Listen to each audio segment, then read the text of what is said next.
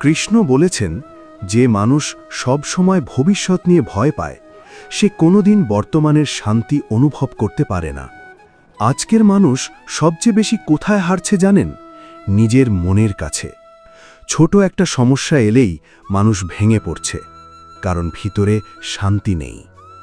কৃষ্ণ গীতায় অর্জুনকে বলেছিলেন, তোমার কাজ শুধু সৎভাবে কর্ম করে যাওয়া, ফল নিয়ে অতিরিক্ত চিন্তা করা নয়। কিন্তু আজ মানুষ উল্টোটা করছে, কাজ কম, চিন্তা বেশি, ভরসা কম, দুশ্চিন্তা বেশি।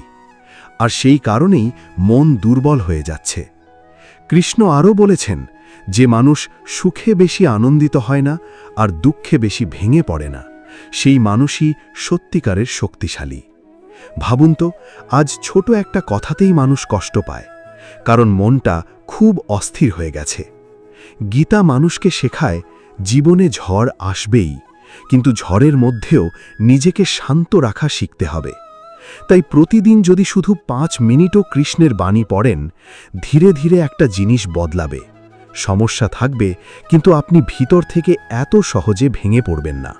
কারণ কৃষ্ণের বাণী শুধু ধর্ম না, এটা মানুষের মনকে শক্ত করার পথ।